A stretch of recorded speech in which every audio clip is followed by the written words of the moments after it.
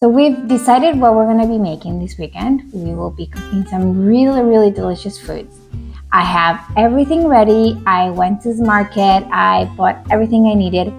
So join me and let's get started. We're going to start by cutting our cheese into small cubes. In my case, I'm using goat cheese, but if you don't like goat cheese, you may also use regular feta cheese or some tofu. We're going to put it in a blender or a food processor or whatever you have in hand in order to get the smoothest paste as possible. We're going to put some garlic and salt. Please keep in mind that the cheese might already be too salty for your taste, so beforehand make sure to try it and so that you don't over salt. We're going to add some olive oil.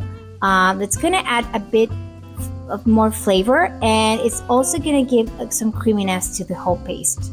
We're going to blend it in the blender or food processor until we get a very smooth paste that's similar to your everyday cream cheese. After leaving the cheese in the fridge, we're going to take our cherry tomatoes and we're going to put it in a pan that can go to the oven. We're going to put some olive oil on top of them and salt and pepper to taste. You may also add some garlic like I did.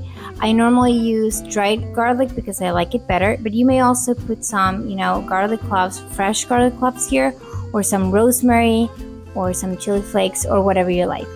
Once it's seasoned, you may bring it to the oven for around 20 minutes until you see that the cherry tomatoes are baked and bubbling. Right after taking your tomatoes out of the oven, you may put the sun-dried tomatoes in there so that they can start hydrating. About an hour after taking the tomatoes out of the oven, we can put the cream cheese on top of a nice plate. You may use all of the preparation. I just used some of it this time because I wanted to make different plates. And we're gonna place the baked tomatoes that you can either put them warm or you can put them cold. I did put them when they were a bit colder because I didn't want the cream cheese to melt. And here you can play. You can put some basil, you can put some rosemary, you can put whatever you think is gonna go best with your dish or whatever your guests are gonna enjoy the best. Make sure to enjoy this delicious plate with some really good bread, some fresh veggies, and of course, friends. To take my grilled peppers with onions and aubergine, and I'm gonna place it on top of a toast.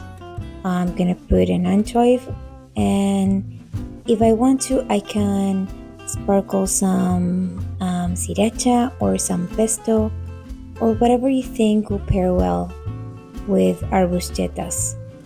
It can get quite tricky to get the anchovies out, but with lots of patience and love, you're gonna get there.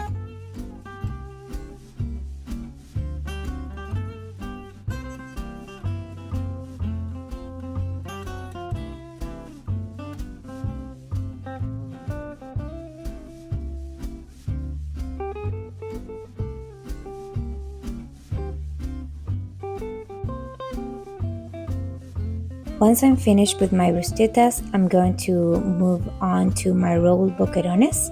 I'm going to take the boquerones and I'm going to sprinkle some paprika and some parsley with garlic, and I'm going to stir in order to get all of that into every single boqueron that I have. I'm going to, if you want to, you can let it sit for a while. If not, you can take a stick and roll the boqueron and create a tiny little ball and stick the stick into it. You can either do this and make a lovely plate filled with these, or you can leave the sticks in a nice vase and ask your guests to help themselves.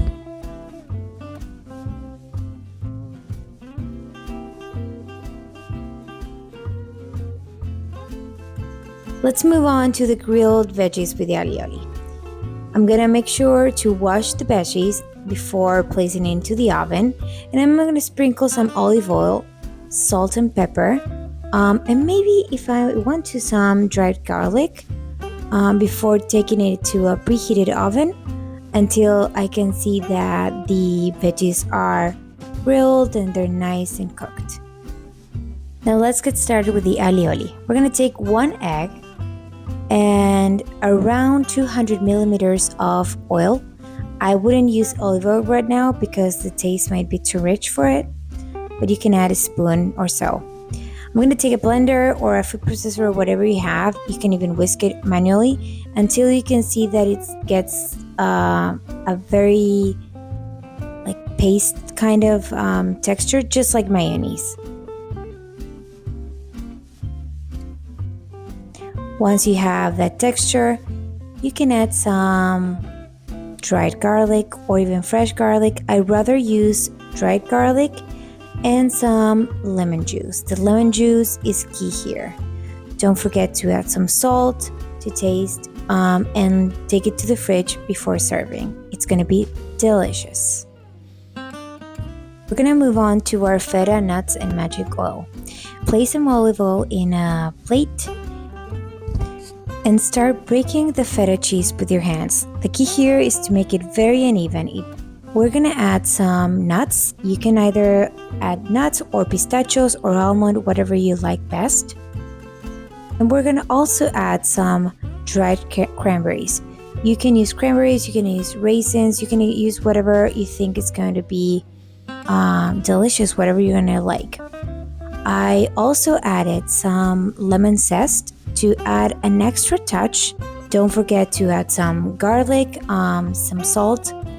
Check first if the cheese is too salty before adding salt, and make sure to stir a bit so that all the ingredients mix well. And add some dried rosemary and just take it to the table with some bread and people will absolutely love it. We're gonna get started with the garlic and olive bread. We're gonna take 150 milliliters of water and we're gonna activate the yeast with it. Just dissolve 25 grams of fresh yeast with the water and leave it to rest. Once it's been activated and we can see it's bubbling, we're gonna add the eggs and we're gonna start mixing. We're also going to add 50 milliliters of oil. Once we've mixed everything and we can see that it's very even, we're gonna add 100 grams of cornstarch with 110 grams of rice flour and 1 teaspoon of xanthan gum and 1 teaspoon of baking powder. If you don't remember the recipe, don't worry, I'm gonna leave a link below with all of the recipes from this video. Once we have the batter ready, we're gonna place it in a pan that can go to the oven and we're gonna add some olives. I personally like when the olives are full rather than in pieces, but you can do it either way.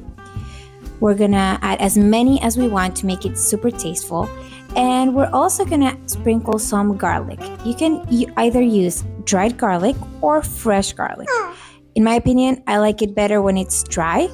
But you have to be very mindful that dried garlic burns more easily, so you're gonna have to be very careful. You can also sprinkle some sea salt. Sea salt is a very, very nice addition. I sometimes also put some cherry tomatoes, some rosemary. Whatever you think is gonna elevate this bread will work. This is a very, very easy to make bread and it's very tasty and people tend to love it. It disappears within minutes.